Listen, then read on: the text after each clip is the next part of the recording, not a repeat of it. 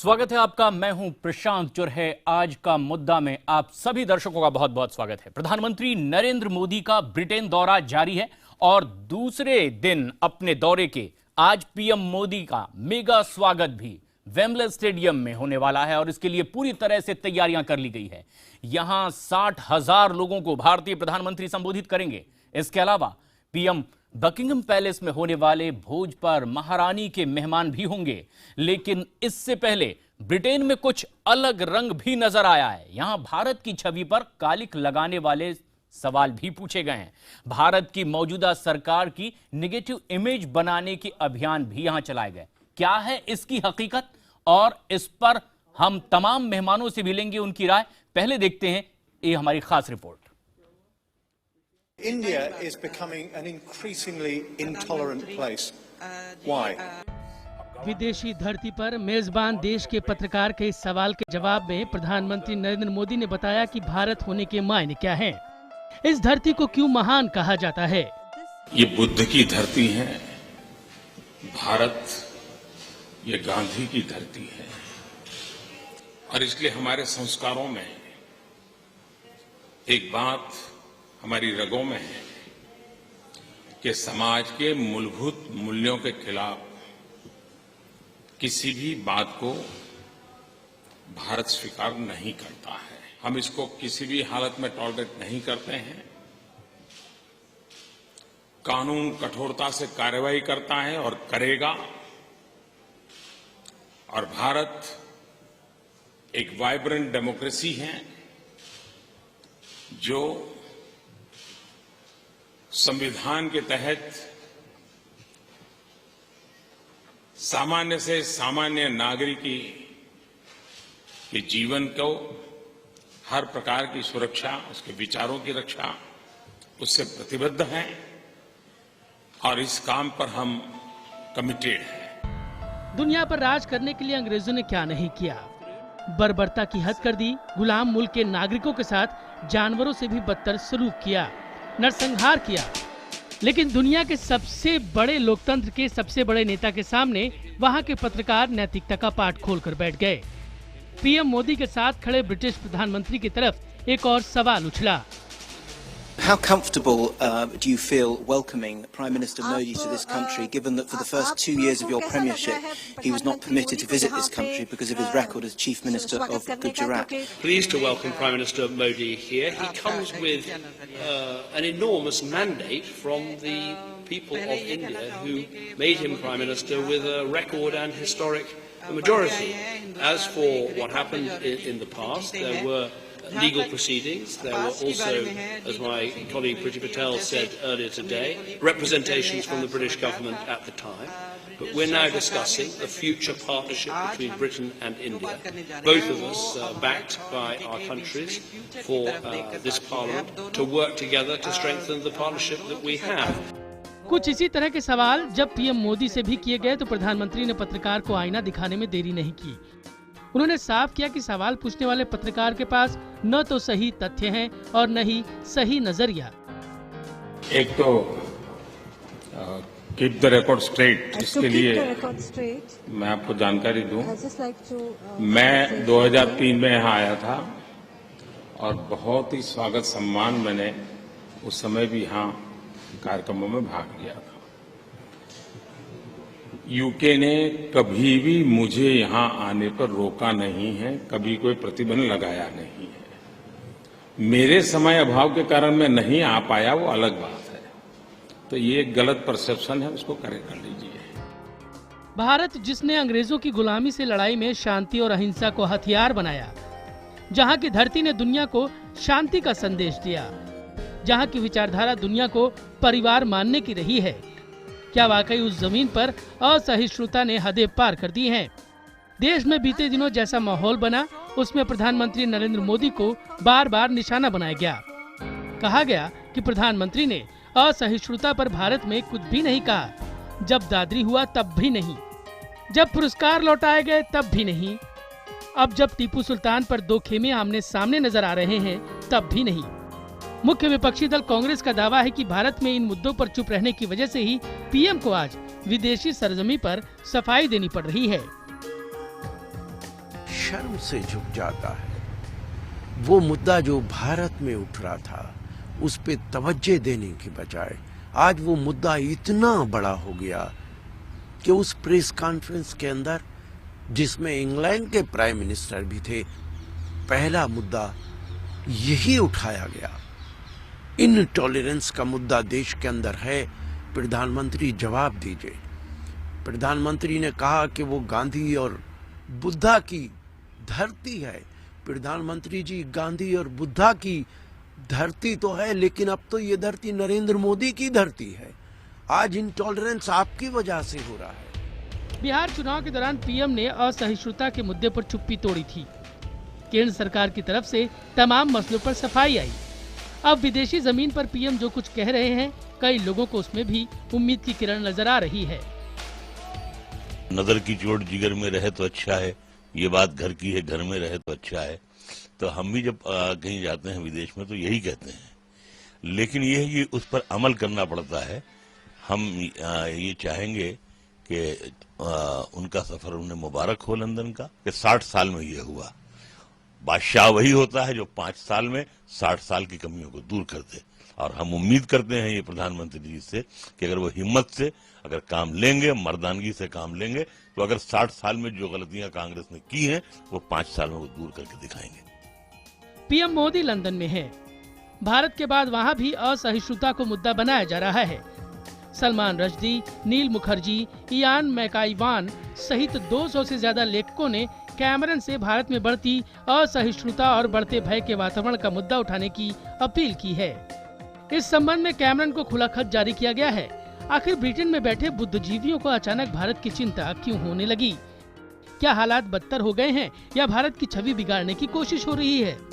Bureau report, IBN 7। और ये सवाल लगातार खड़े हो रहे थे और अब तो पीएम मोदी के सामने ये सवाल खड़ा हुआ, लेकिन पीएम मोदी ने लंदन में भारत के बारे में बनाई जा रही इस नकारात्मक छवि पर करारा जवाब भी दिया है। और पीएम ने ब्रिटेन दौरे के वक्त उठाए गए मुद्दों पर कई सवाल भी खड़े होते हैं। ऐसे में सवाल ये भी कि क्या पुरस्कार वापसी की जो मुहिम है दुनिया में भारत की छवि बिगाड़ने का हिस्सा थी? सवाल ये भी होता है कि क्या ब्रिटेन में बुद्धिजीवियों के एक खेमे का खुला खत इसी अभियान का विस्तार तो नहीं? सवाल ये भी कि क्या लंदन में भारत की छवि बिगाड़ने की कोशिश हो रही है? इसी से जुड़ जाता है सवाल ये भी कि क्या साजिश के तहत ऐसा किया जा रहा है? वहीं ये बात भी सवालों के घेरे में कि क्या केंद्र सरकार देश में बढ़ती असहिष्णुता पर काबू पाने में नाकाम रही है? ये बेहद अहम सवाल आज का मुद्दा में। इसी सवाल पर जवाब लेने के लिए, चर्चा करने के लिए हमारे साथ स्टूडियो में बेहद खास मेहमान मौजूद हैं।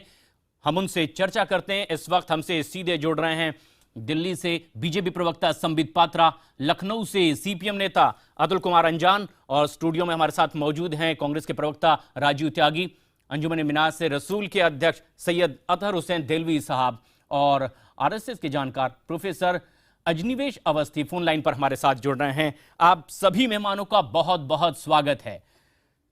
जब कि ऐसे सवाल खड़े होते हैं, देश से लेकर अब बाहर तक सवाल खड़े होने लगे हैं। सैयद साहब, सबसे पहले आपसे ही एक बात मन की ये भी जानना चाहूंगा कि आप हमारे स्टूडियो तक चलकर आए, क्या आपको ऐसा महसूस हुआ कि आपको किसी बात का खतरा है, आप अपनी बात रख नहीं पा रहे हैं, या किसी और तरह की आशंका या डर आपके मन में? नहीं, ये बात नहीं है। देखिए, एक से चीज हमको कबूल करनी चाहिए। हाँ। नरेंद्र मोदी भारत के प्रधानमंत्री के हैसियत से ब्रिटेन गए हैं जी, और उनका आदर और सम्मान संपूर्ण भारतीयों का सम्मान है। मैं यहाँ पर आपत्ति मुझको इस बात पर नहीं है कि सवाल क्या पूछा गया। आप जानते हैं एक प्रोटोकॉल होता है कि जब प्रधानमंत्री या किसी भी राष्ट्र अध्यक्ष से जो सवाल पूछे जाते हैं उससे पहले उसको अवगत कराया जाता है, साहब ये सवाल है। देखिए, इसमें अंग्रेजों की जो पूरी एक वो है, जब कैमरन से सवाल किया गया कि आपके ऐसे व्यक्ति के साथ है, जो उन्होंने जवाब दिया वो इंतहाई डिप्लोमेटिक, इंतहाई भद्दा और शर्मनाक जवाब था कि साहब चूंकि अब वो भारत के प्रधानमंत्री, हमने उनका इस्तेकबाल किया, और पिछले दिनों इसलिए नहीं था क्योंकि कानून अपना काम कर रहा था। उस पर प्रधानमंत्री की सफाई जो है, मैं समझता हूं कि वो संतोषजनक नहीं थी कि मैं भाई आप नहीं गए, आज आप भारत के प्रधानमंत्री हैं। मगर कहीं ना कहीं एक चीज जो हमको नजर आ रही है, देखिए एक चीज को हम लोग नकार रहे हैं। इस वक्त सबसे बड़ी परेशानी है कि उनके दौरे के दौरान जो सबसे अहम सवाल पूछा गया वो ये पूछा गया कि अगर ब्रिटेन आज यूरोपीय यूनियन को छोड़ देता भारत का मत क्या होगा। ये सवाल ऐसे वक्त में पूछा गया जब भारत के संबंध जर्मनी के साथ अच्छे हैं। प्रधानमंत्री जो है उस वक्त अगले दौरे के ऊपर जो है वो फ्रांस जा रहे हैं। वहां पर उनका ये कहना है कि मैं ब्रिटेन को जो है वो इसका गेट मानता हूं। कहीं ना कहीं मैं समझता हूं कि सहनशीलता के आगे की बात यह है कि हम कहीं ना कहीं जो हमारी अपनी नीति थी, जिसको विदेश नीति कहते हैं, वो कहीं ना कहीं प्रभावित हुई। दूसरे ये आप मानते हैं कि इससे प्रभावित होती है? राजीव त्यागी साहब, 200 अगर ऐसे बुद्धिजीवी लेखक एक खुला खत लिखते हैं, आपकी ही पार्टी पहले सवाल खड़े कर रही थी कि भारत की चीजें भारत में होनी चाहिए, चर्चा विदेशों में ना हो। इस तरह का खुला खत, क्या ये नहीं लगता कि आप ही बात को तोड़ा जा रहा है? जो आपकी मंशा थी उससे ही बाहर चलकर ये बात हो रही है। देखिए प्रशांत जी, ना तो हमारा किसी लेखक पे दबाव है, ना इतिहासकार पे दबाव है, ना ओआरओपी पे जो धरने पे सैनिक बैठे उन पे कोई दबाव है कि वो मेडल क्यों वापस कर रहे हैं। ये जो चीजें ना, देखिए मैं उसको शुरू करने से पहले वेदों में एक वाक्य आया है, वैचित्र्या दचकुटानाम पत्र जुषाम नरमे को गम पय समंडव एव। इसका अर्थ यह है कि प्रत्येक पंथ को मानने वाला व्यक्ति अपनी अपनी विचारधारा को मानते हुए उस संपूर्ण परमात्मा को प्राप्त करने का कार्य करता है। हिंदू माइथोलॉजी में शैव और वैष्णव दोनों अपने अपने पंथ को मान करके अपने इष्ट को प्राप्त करने का काम करते हैं, लेकिन झगड़ा कहीं नहीं है। अगर झगड़ा होगा, शांति भंग होगी, तो निश्चित रूप से विकास अवरुद्ध होगा। सेम वही चीज आज देश में जिस तरह से कुछ लुम्पन एलिमेंट्स बाहर निकल करके, जिनको भारतीय जनता पार्टी का प्रश्रय है, वो निकल करके जिस तरह की कार्रवाई कर रहे हैं, जिस तरह की चीजें कर रहे हैं, क्या देश में संविधान नहीं है? क्या देश में संविधान का राज नहीं होना चाहिए? क्या सबसे बड़ी किताब, धार्मिक किताब हमारी संविधान नहीं होना चाहिए? कांग्रेस पार्टी का मानना है कि देश में संविधान सबसे बड़ी धार्मिक किताब है और साथ साथ कानून व्यवस्था कायम रखना प्रत्येक भारतीय का दायित्व, चाहे वो हिंदू, मुसलमान, सिख, ईसाई कोई भी हो। कानून व्यवस्था की बात अगर करेंगे तो सवाल राज्य सरकारों तक जरूर जाते हैं, लेकिन जो सवाल मेरा था वही कि क्या विदेशों में इस तरह की बात नहीं है? आपका जो जवाब आया उसमें कि हमारा उन पर तो बस नहीं है, तो क्या ये माना जाए कि कांग्रेस कहीं ना कहीं भले इसका इजहार नहीं कर रही है, लेकिन मानती कि ऐसा नहीं होना चाहिए? मैं लास्ट सेंटेंस कहना चाहूंगा इसमें, मेरी लास्ट मैं कहना चाहता था। देखिए, ब्रिटेन हो, अमेरिका हो या विश्व का कोई भी देश हो, उसको किसी को भी हम नहीं समझते, कांग्रेस पार्टी नहीं समझती कि हमारे देश के किसी नेता का अपमान करने का या देश की विचारधारा का, किसी भी विचारधारा का अपमान करने का कहीं भी कोई अधिकार है। कारण यह देश प्रजातंत्र में है और प्रजातंत्र में सबको अपनी बात कहने का अधिकार है, चाहे कोई भी व्यक्ति किसी भी धर्म की बात कहे, जाति की बात कहे। नंबर एक। नंबर दो बात मैं कहना चाहूंगा कि हम लोग बागे मानते हैं कि प्रत्येक भारतीय का सम्मान रखना कांग्रेस पार्टी की जिम्मेदारी है। इसलिए प्रधानमंत्री मोदी को निश्चित रूप से वहां से आने के बाद भारतीय जनता पार्टी के और जो सहयोगी दल हैं, उनको जो लुम्पन एलिमेंट्स हैं, उन पे चेक एंड बैलेंस तो नहीं। ठीक है, ये आप मान रहे हैं। सीपीएम नेता अतुल अंजान साहब भी हमारे साथ जुड़े हुए हैं। अंजान साहब, पीएम मोदी तो अब कह रहे हैं साफ साफ, वो बता रहे हैं वहां पर कि गांधी और बुद्ध की धरती है, बयान नहीं देते, कुछ नहीं कहते, ये आरोप उन पर लग रहे थे। शिकायत अब भी क्या बाकी रहती है? देखिए प्रशांत जी, शिकायत का सवाल नहीं है। मैं एक बात पूछ रहा हूं कि प्रधानमंत्री जी इस देश में तो महत्वपूर्ण विषयों पर मौनी बाबा हो जाते हैं, असहिष्णुता के सवाल पर बोलते नहीं, राष्ट्रपति बोल देते हैं, उसके बाद वो बोलते हैं असहिष्णुता के प्रश्न पर। और बिहार में जिस तरह की नुक्कड़ सभाएं वो करते हैं, एक प्रधानमंत्री की हैसियत से बोलते हैं। मैं देख रहा हूं कि पिछले 30 देशों की यात्रा में वो भारत की आंतरिक राजनीति को जिस तरह पटना और बिहार के अंदर चुनाव में भी हाल में नुक्कड़ सभाओं में विपक्ष पर हमले करते थे, वैसा ही वो विदेशी धरती पर भारत की राजनीतिक दलों पर उन पर हमले करते हैं। ये क्या अच्छा है? और बुद्ध और गौतम बुद्ध और गांधी की धरती का बात है, तो मैं प्रधानमंत्री जी से कहना चाहता हूं कि बुद्ध के बहुत बड़े मानने वाले और कहा जाए कि अशोक ने जब कलिंग पर विजय कर ली तो उसके बाद उसने राजपाट उस खूनी संघर्ष के बाद छोड़ दिया। आप तो दिल्ली और आपकी पार्टी राजपाट दिल्ली में पा गई है, फिर उसके बाद आप उत्तर प्रदेश में सरकार बनाने के पहले लगातार आंदोलन करते रहे, लगातार सांप्रदायिकता, असहिष्णुता का वातावरण पैदा करते रहे, दंगे पर दंगे हर साल करते जा रहे हैं, रोज कर रहे हैं। और अब आप जा रहे हैं कहां? कर्नाटक में दंगे कर रहे हैं। आप विदेश की यात्रा पर हैं और आपकी पार्टी के लोग असहिष्णुता का सवाल पर एक यहां पर कर्नाटक में जो हाल कर रहे हैं, आप संतुष्ट नहीं है? इसका मतलब अगर पीएम मोदी वहां अपनी बात साफ तौर पर कह भी देते हैं, जवाब दे भी रहे हैं, तो आप संतुष्ट नहीं है? संबित पात्रा, अगर देश में सत्ता बीजेपी के पास है और माहौल को लेकर आशंका कुशंका खड़ी हो रही है, तो आखिर जिम्मेदारी सत्ता पक्ष की होती है कि इन्हें आश्वस्त किया जाए, और सवाल सीधे अब बीजेपी से है। देखिए प्रशांत, एक चिरंतन सत्य हिंदुस्तान का हम सबको जान लेना चाहिए कि हिंदुस्तान की जनता और हिंदुस्तान का जो धर्मनिरपेक्षता है वो सदैव से ही टॉलरेंट रहा है।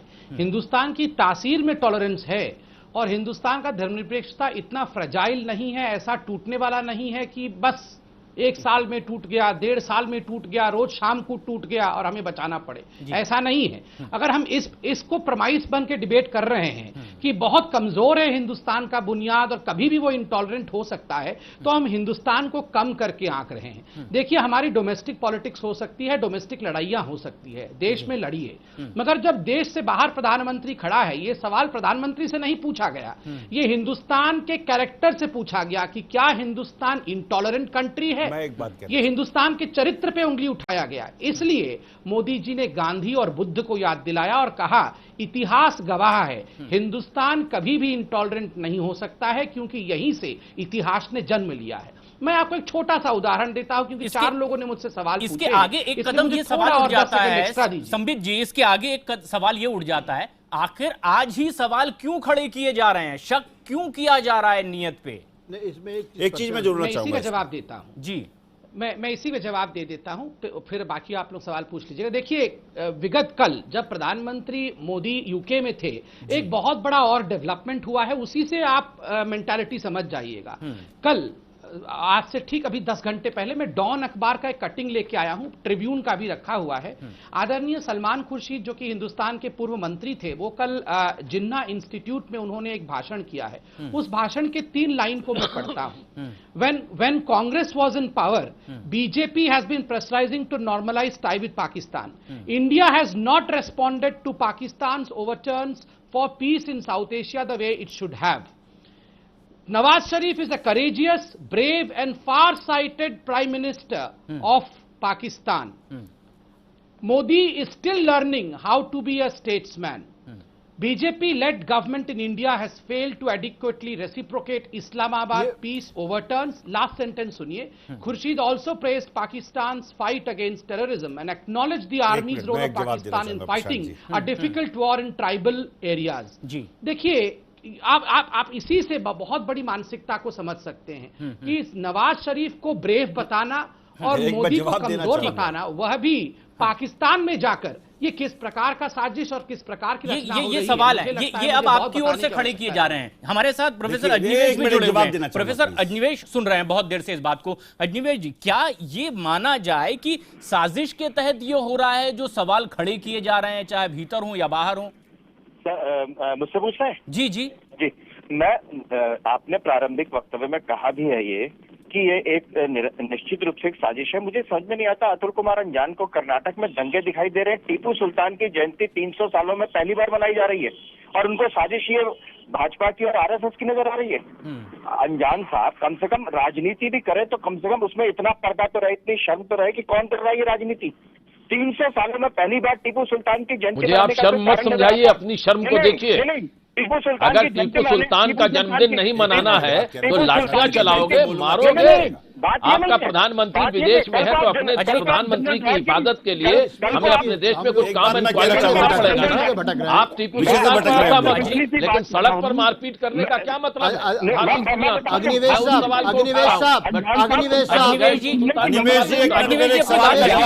आप देंगे प्लीज? अग्निवेश जी बात कह लें, फिर ब्रेक लेना है। हाँ, मैं कह रहा हूँ कि हर एक समाज संप्रदाय से इतर होकर के अपने नायक को चुनता है। ये देश अशफाक उल्लाह खां की जयंती मनाएगा, बड़े ही उत्साह से मनाएगा, उत्साह से मनाएगा, इसको कोई दिक्कत नहीं है। ये रस्थान की जयंती मनाएगा, ये मलिक मोहम्मद जैसी की जयंती मनाएगा, ये एनी बेसेंट की मनाएगा, ये महर्षि अरविंदो की मनाएगा। सवाल इस आपको अगर टीपू सुल्तान की नहीं मनानी, आप मत मनाओ। मुझे टीपू सुल्तान की बरसी मनानी है तो मैं आपका पाबंद थोड़ी हूँ। यही तो भारतीय सहनशीलता है। अरे अगर नाथुराम गोडसे का मंदिर बन सकता है और प्रधान, जब देखिए बीजेपी के एमपी साक्षी महाराज गांधी को गाली बक सकते हैं, साजी प्राची उसको उनको गाली बक सकती है, तो टीपू सुल्तान तो बहुत महान व्यक्ति थे। नहीं, मेरी बात तो सुन लीजिए। गिरीश कर्नाड ने इसको विशुद्ध सांप्रदायिक रंग दे दिया कि अगर हिंदू होते तो मनाई जा सकती थी। आप ये बताइए, साक्षी महाराज के बयान को आप करेंगे, आपको याद आ रहा है ब्रिटेन में जाके, लेकिन साक्षी महाराज और साजी प्राची शाम तक गांधी को गालियां बकते हैं, कहीं किसी के मुखारबंद को शब्द नहीं निकलते। बीजेपी को सारा ब्रिटेन जानता है, वो जानता है कि इंटॉलरेंस की वजह से, असहिष्णुता की वजह से गांधी की हत्या हुई। ये सवाल लगातार खड़े हो रहे हैं, लेकिन सवाल यही है कि आखिर कलेक्टिव रिस्पॉन्सिबिलिटी क्या होती है? पीएम मोदी ने जो जवाब दिया है, आखिर क्यों उसके बाद इस पर विराम ना लग जाए?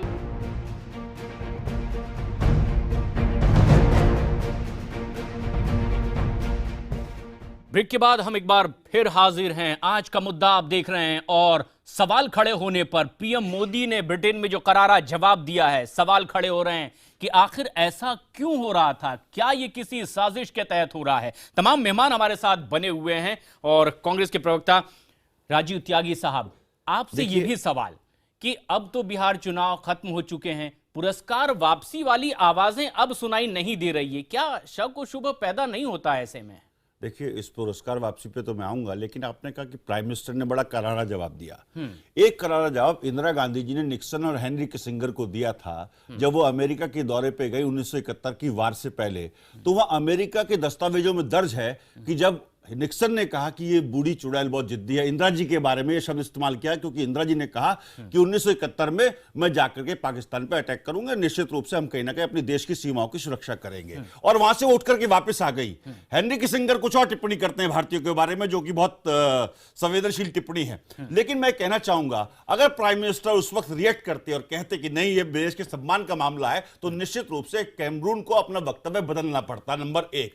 नंबर दो बात आपने जो मुझसे पूछी है कि यहाँ पे कहीं भी क्या नाम उसका सम्मान वापसी और ये सब चीजें, ओआरओपी पे 22,000 सैनिकों ने अभी अभी अपने मेडल वापस किए, 10,000 और करने जा रहे हैं। तो ये सब चीजें देखिए, देश में जो चीजें हो रही हैं, या कहीं ना कहीं मोदी सरकार का मिसमैनेजमेंट है, आप संतुष्ट नहीं है? मतलब अगर पीएम मोदी अगर वहां अपनी बात कह भी रहे हैं तो आप संतुष्ट नहीं हैं? कहना चाहूंगा जी जी कि मेरे मित्र ने एक बात उठाई पाकिस्तान को लेकर के, सलमान खुर्शीद साहब के वक्तव्य का उन्होंने हवाला दिया। भारतीय जनता पार्टी को पाकिस्तान फोबिया क्यों है? क्यों पाकिस्तान फोबिया? उस फेल्ड स्टेट से क्यों तुलना करते हैं भारतवर्ष की, जो हमारे साथ ही आजाद हुआ? भारतवर्ष कहां से कहां पहुंच गया, ट्रिलियन इकोनॉमी में पहुंच गया, पाकिस्तान फेल्ड स्टेट है। पाकिस्तान फोबिया से भारतीय जनता पार्टी को बाहर निकलना चाहिए और पाकिस्तान को एक तरफ डाल देना चाहिए। नहीं, ये इस विषय पर देलवी साहब, जिस तरीके से ये बातें हो रही है, जवाब पीएम मोदी की ओर से दिया गया है, क्या ये शंका नहीं कि आखिर विदेश में छवि बिगाड़ने की कोशिश के तहत इस तरीके के सवाल खड़े होते हैं? देखिए, मेरे नजदीक आज की तारीख में भारत के माननीय प्रधानमंत्री, हम सब जो कुछ हुआ, जो कैमरून का बयान है, पहली चीज तो कैमरून का बयान इंतहाई आपत्तिजनक है, और उसे प्रधानमंत्री की सफाई जो है, मैं समझता हूं उससे मैं संतुष्ट नहीं हूं, पहली चीज। दूसरी चीज, आज की तारीख में प्रधानमंत्री अपने लोगों में साजिश देखिए कहां, मुझको नहीं मालूम, संबित मुझसे बेहतर जानते हैं, लेकिन कहीं ना कहीं उनकी पोजीशन एकलव्य की बनती जा रही है। कहीं ना कहीं दो चीजें हैं जिसको हमको जरूरी है। भाई, आप अवार्डियों की बात करते हैं, मैं नहीं कहता कौन क्या कर रहा है, मैं उस पर चर्चा पे नहीं जाऊंगा। वही सलमान रुश्दी जब जयपुर आते हैं तो भारतीय जनता पार्टी का मत यह होता है कि साहब चूंकि बोलने की आज़ादी आने दीजिए। वही सलमान रुश्दी भारतीय प्रधानमंत्री के विषय में जब ब्रिटेन के अंदर कुछ कहते हैं तो हमको आपत्ति होती है। तीसरी चीज जो सबसे अहम तरीन चीज है, पाकिस्तान की हैसियत और औकात कुछ भी नहीं कि भारत के साथ उसकी तुलना की जाए, परंतु क्या वजह है कि कल ही यूनाइटेड नेशन ये बयान देता है कि भारत को नेपाल की घेराबंदी खत्म कर दी जानी चाहिए, और 10 डाउनिंग स्ट्रीट के बाहर जो नेपाली ये कहते हैं गो मोदी गो, ये कहीं ना कहीं एक षड्यंत्र है, कहीं ना कहीं भारत की छवि खराब करने की, जिसके अंदर साजी प्राची और वो तमाम लोग जो यहाँ महात्मा गांधी को गालियां बकते सुबह शाम, जो नाथूराम गोडसे के वो हैं, कब प्रधानमंत्री को आगे कहना पड़े, संबित पात्रा अगर छवि बिगाड़ने की कोशिश है तो कहा जा रहा है कि कौन ये कोशिश कर रहे हैं? संबित पात्रा जवाब दे रही है। संबित पात्रा जवाब धारा है, उस विचारधारा का अपमान कर रही है। संबित पात्रा जवाब दे रहे हैं। मैं पूछना चाहूंगा, दो विचारधारा है देश में, जी जी, बाकी लोग थोड़े सहिष्णु हो जाएंगे तो मैं बोल लूंगा। संबित जवाब दे रहे हैं इसी सवाल का जवाब। संबित, देखिए, कुछ लोगों का कहना कि हम असहिष्णु हैं, मैं तो यही कह रहा हूं, अरे सुबह 6 बजे से टेलीविजन ऑन कर दीजिए, रात 12 बजे तक वही सबसेट जो लोग हैं वही सुबह से शाम तक मोदी जी के खिलाफ, भारतीय जनता पार्टी के खिलाफ, हिंदुस्तान के खिलाफ जहर उगल पहली रहे बार होंगे। भारतीय जनता कौन पार्टी सा का नाम लिया है असहिष्णु आज। है? आप देखिए मैं बीच में नहीं बोल रहा था। जी, देखिए बोलिए। सलमान रुश्दी जी के विषय में अभी दहलवी साहब ने बोला, एक वो सरकार थी जो सलमान रुश्दी को हिंदुस्तान तक आने नहीं देना चाहती थी, और हमारी सरकार तो कह रही है आप कहिए, हमने तो रोका नहीं उनको, हम तो नहीं बोल रहे हैं कि आप मत बोलिए।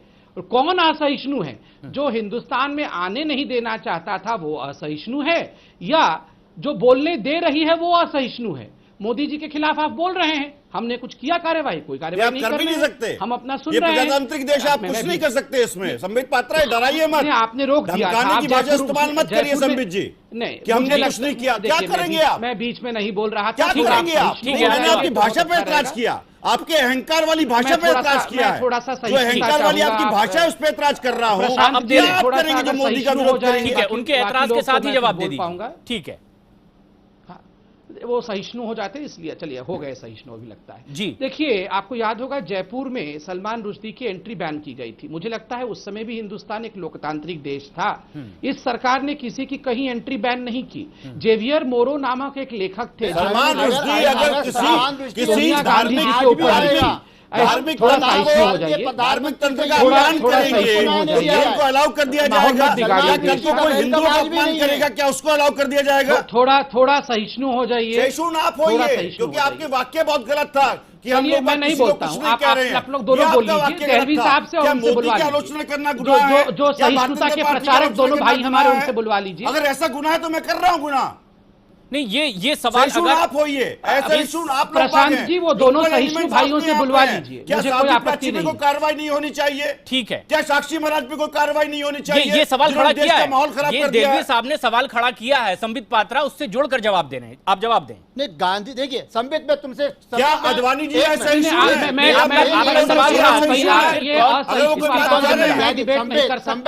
ये सबसे बड़े बड़े जो प्रचारक दो बैठे हैं सहिष्णुता के, उन दोनों से डिबेट करवाइए, मुझे कोई आपत्ति नहीं है। अरे आप देखिए, इनका सवाल है, आप जवाब दीजिए। नाराज मत होइए प्लीज, गुस्से मत होइए। संबित ऐसा है, गुस्से मत होइए, लेकिन जवाब दीजिए। क्या अडवाणी जी ऐसे इशू है? डिबेट नहीं करना दे रहे हैं, जवाब दे रहे हैं। संबित मेरा कहना यह है, आप स्वतंत्र अगर डिबेट नहीं करना चाह रहे हैं, थोड़ा सा आप सहनशीलता कर, संबित को बोलने दीजिए, वो आपकी बात पहुंच चुकी है, संबित बोल रहे हैं। संक्षेप में आपसे पूछना चाहता हूँ, दहलवी साहब आपका सवाल पहुंचा है। कुछ साथ हूँ, प्रधानमंत्री ब्रिटेन में जो कुछ हो रहा है वो भारतीय प्रधानमंत्री के साथ अगर होगा, हम में से किसी को बर्दाश्त नहीं है। लेकिन मेरा कहना यह है, माननीय प्रधानमंत्री यहां वापस आए, कम से कम उनकी जो एक इंटरनेशनल छवि थी, बहुत दिन बाद देखिए आपने जो चुनाव जीता था, या भारत में जो प्रधानमंत्री जीते थे वो मोदी जीते थे, भारतीय जनता पार्टी के नाम पे नहीं थे।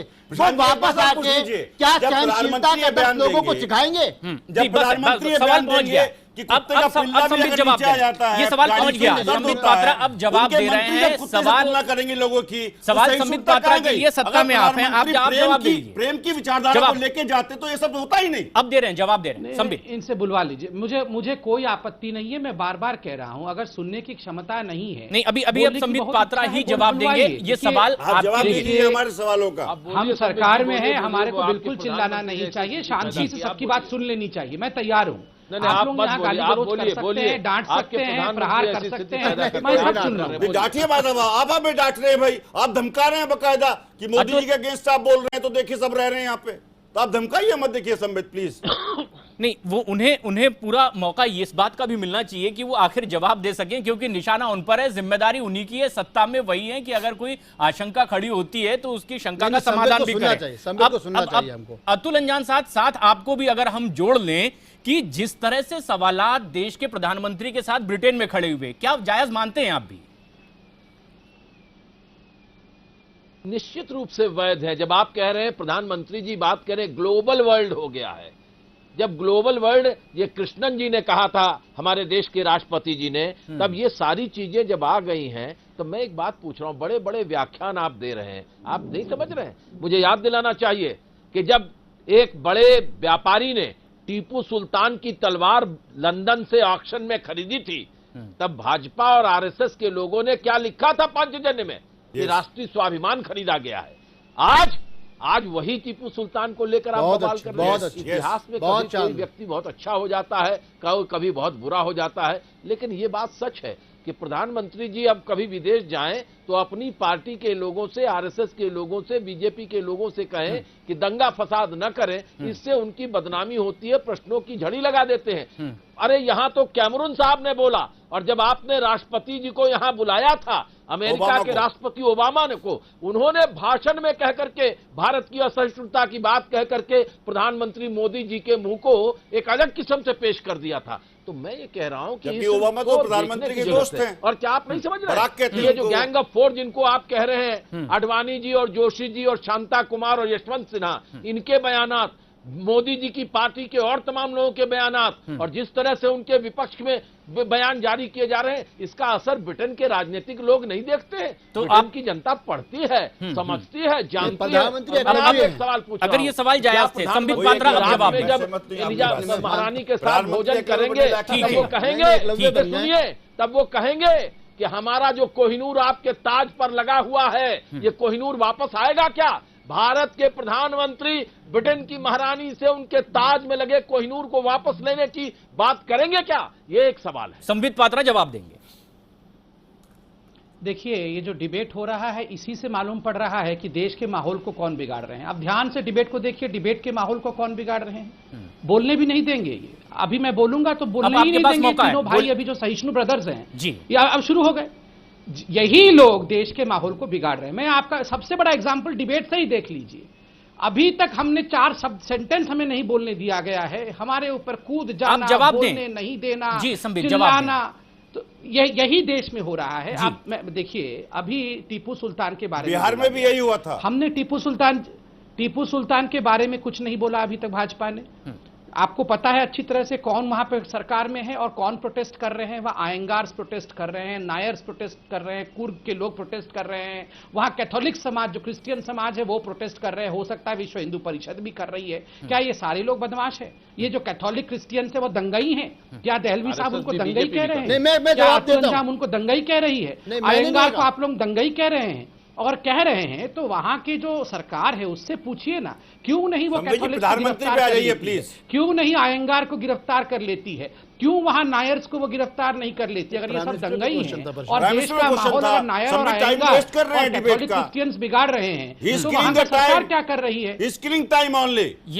ये एक अहम बात भी है कि आखिर जब इस तरह का माहौल खड़ा हो रहा है तो जवाब आखिर जिम्मेदार लोगों को देना चाहिए। ऐसे में सवाल ये भी कि क्या कहीं साजिश के तहत सवालात खड़े तो नहीं होते?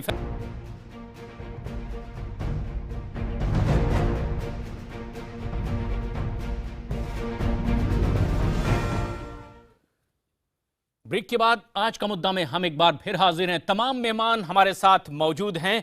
प्रोफेसर अग्निवेश, अब सबसे अहम सवाल ये भी कि क्या आपको ये लगता है कि जिन लेखकों ने विदेश में इस तरह का पत्र लिखा है, ये किसी ना किसी तरह से शक पैदा करता है, इसके पीछे कोई ना कोई साजिश है? जी बिल्कुल, मैं सिर्फ यही बात कहना चाहता था कि इस समूचे विमर्श में एक बात बड़े स्पष्ट रूप से सबको ये कहनी चाहिए कि भारतीय समाज जो है वो संप्रदाय के आधार पर अपने नायकों का निर्धारण नहीं करता है। अशफाक अल्लाह खान के प्रति जितना सम्मान है, रस खान और रहीम के प्रति जितना सम्मान है, वो सम्मान जयचंद के प्रति कभी भी नहीं होगा। संप्रदाय के आधार पर नहीं होता। यहाँ पर गिरीश कर्नाड ने जिस तरीके से टीपू सुल्तान के पूरे प्रकरण को संप्रदाय का रंग दिया, वो उसकी सभी को निंदा करनी चाहिए, भर्त्सना करनी चाहिए। अच्छा हुआ उन्होंने अपना बयान वापस लिया, क्योंकि उनको लेना ही चाहिए था ये बयान वापस। दूसरी बात जहां तक ये है कि अब ये निश्चित रूप से एक साजिश है। मुझे लगता है कि यहाँ पर राजीव त्यागी जी ये तो कह रहे हैं कि बीजेपी को या आरएसएस को पाकिस्तान का फोबिया क्यों है। मुझे लगता है इससे ज्यादा उनको जवाब इस बात के लिए देना चाहिए कि सलमान खुर्शीद को पाकिस्तान से इतना प्यार क्यों है। ये गलत बात है। सुनिए, मैं बिल्कुल सहन नहीं करूंगा इस बात को। इसका रीजन मैं बताता हूँ। देखिए, गोडसे से प्रेम करने वाले लोग बाग, जो आरएसएस का मेंबर था गोडसे, उसके मंदिर बनाने वाले लोग बाग, जो आरएसएस के लोग बाग हैं, वो लोग बाग आज हम लोग चिन्ह लगाएंगे। अनिमेश जी शांत रहिए आप जरा 2 मिनट, मेरी बात कहने दीजिए प्लीज। आपकी बारी नहीं है, मेरी बारी है। प्लीज चुप रहिए 2 मिनट। पाकिस्तान का फोबिया इनको भी है, इस आरएसएस ने और भारतीय जनता पार्टी ने पाकिस्तान के नाम पर जिस तरह से 2014 के चुनाव में वोट बटोरे हैं, क्या 56 इंच का सीना इनको अब नहीं दिखाना चाहिए? क्या पाकिस्तान हमारे 2 सैनिकों को शहीद कर रहा है और जिस तरह से हमारे लोग बाग बॉर्डर से डिस्प्लेस हो रहे हैं, क्या अब नहीं दिखाना चाहिए? शर्म नहीं आती है इनको पाकिस्तान के विषय में जिस तरह के वक्तव्य लोग बाग दे रहे हैं? क्या पाकिस्तान को लेकर के यही कार्रवाई करनी चाहिए सरकार को? क्या ये सरकार को कार्रवाई करनी चाहिए? अनिमेश जी, आपको फोबिया है पाकिस्तान का। वोट लेने की राजनीति बंद करिए पाकिस्तान के नाम पर, आतंकवादियों के नाम पे वोट लेने की राजनीति बंद करिए, शहीदों के नाम पे वोट लेने की राजनीति बंद करिए, देश को दिशा और दशा दीजिए, तभी लोग बाग आपको याद रखेंगे।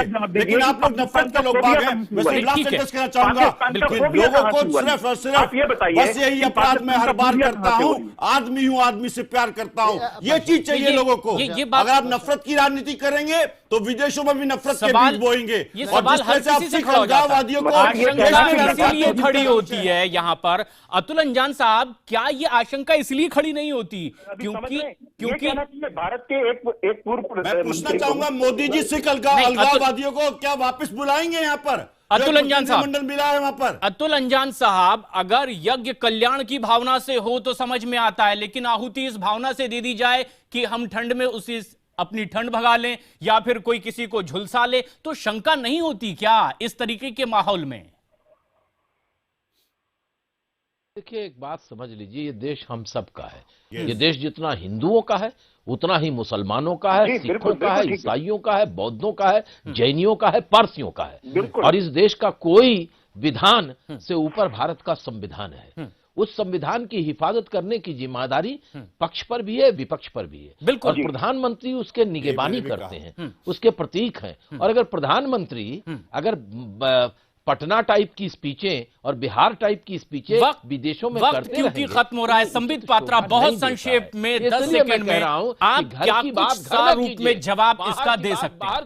संबित पात्रा, वक्त खत्म हो चला है। संबित पात्रा, बहुत संक्षेप में। मंत्री जी को समझना मैं तैयार हूं, बाकी लोग सहिष्णु हो जाए तो मैं जवाब दे दूंगा। देखिए, इससे बड़ा सहिष्णुता का उदाहरण क्या हो सकता है कि पाकिस्तान में जाके नवाज शरीफ को आप साहसी और मोदी जी को कमजोर बताते हैं।